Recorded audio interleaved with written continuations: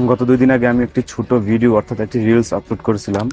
তো সেখানে আমি মৃত্যুর সময় যে মেমোরি রিকল হয় সে সম্পর্কে বিজ্ঞানের যে প্রামাণিকতা সেই বিষয় নিয়ে ছোট্ট একটা আলোচনা করেছিলাম। তো অধর্মের জম নামের একটা পেজ আমার সেই রিলসটা শেয়ার করে।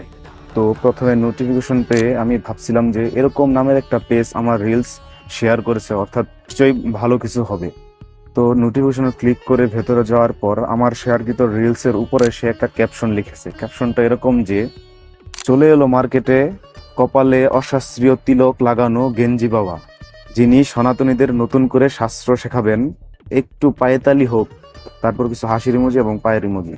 তারপরে কথাটা হচ্ছে, জয় রাকমির ভক্তের জয়। প্রথমত কথা হচ্ছে, এখানে শাস্ত্রীয় কিংবা অশাস্ত্রীয় এ ধরনের কোনো কথাই আমার রিলসে ছিল না। দ্বিতীয়ত, তিলক কিংবা অন্য কোনো চিহ্ন সম্পর্কিত আমার রিলস ছিলই না। যেটা ছিল যে আমার রিলসের কোনায় আমার লগোর মতো করে একটা ছবি ছিল। তৃতীয়ত, আমি কোনো ধরনের শাস্ত্র কিংবা কোনো সনাতন ধর্মীয় গ্রন্থ সম্পর্কে কোনো কথাই বলিনি। ফলে এখানে সনাতন ধর্মীয় শাস্ত্রকে নতুন করে শেখানোর প্রাসঙ্গিকতা কিভাবে আসে সেগুলো আসি রাকৃমি শব্দ নিয়ে। এখানে তিনি লিখছেন, জয় রাকৃমি ভক্তের জয়। পুরো সম্পর্কে আমি তেমন কিছু বুঝিনি, কিন্তু পরবর্তীতে পেজে গিয়ে বুঝতে পারলাম যে তিনি রামকৃষ্ণ দেবের কথাই বলেছেন। এর সাথে ভগবান শ্রী শঙ্করাচার্য সম্পর্কেও তার উল্টো পাল্টা মন্তব্য দেখলাম। তো এই পুরো যে বিষয়টা, সেটা আমার রিলসের সাথে কি সঙ্গতিপূর্ণ সেটা আমার মাথায় ধরেনি। পেজের নাম দিয়েছে অধর্মের জম, অথচ তিনি এই পেজে প্রতিনিয়ত অপরের থেকে স্ক্রিনশট কিংবা রিলস শেয়ার দিয়ে শুধু নিন্দা করেই যাচ্ছেন অপরের। পেজের প্রোফাইল পিকচারে আবার শিবলিঙ্গের সামনে ধ্যানরত ব্যক্তি।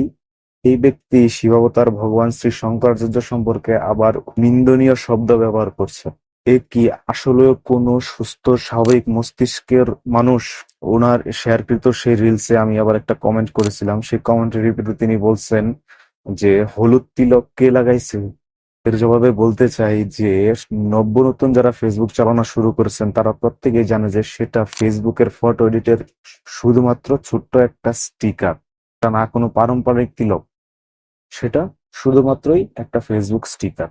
এর সাথে তিনি আরো কিছু আমার কমেন্টে রিপ্লাই করেছেন। সেখানে তিনি বলছেন যে, বাছার আকৃমির যিশু গডা আল্লাহর হাইব্রিড ভক্ত, মানুষ কতটা আতেল হইলে লোকের পেছনে কাঠি করতে থাকে কিন্তু সরাসরি ডিবেটে বসতে পারে না।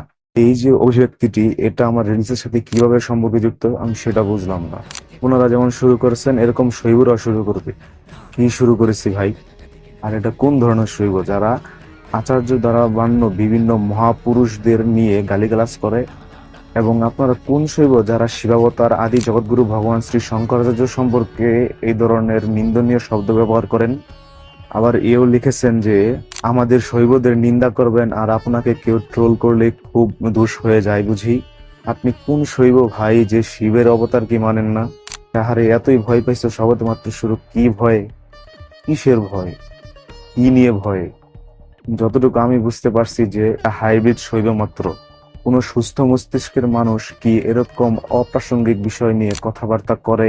যেখানে আমি কোনো সনাতন শাস্ত্র সম্পর্কে কথা বলিনি, আমি তিলক নিয়ে কোনো কথা বলিনি, সেখানে উনি আমার তিলক, আমি সনাতন শাস্ত্র নতুন করে শেখাচ্ছি, এটসেট্রা এটসেট্রা এইসব কথাবার্তা বলছেন।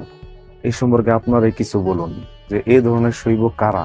কারা এই ধরনের শৈব হতে পারে যারা শিবাবতার শঙ্করাচার্য সম্পর্কে এই ধরনের নিন্দনীয় শব্দ ব্যবহার করতে পারে?